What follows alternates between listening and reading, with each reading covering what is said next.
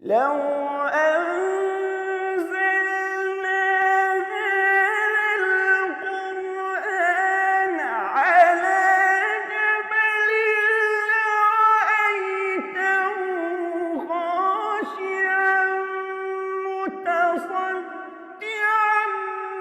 من خشية الله.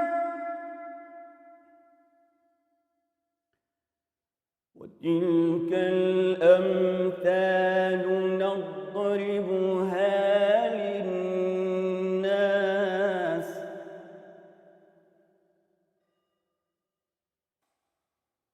وتلك الأمثال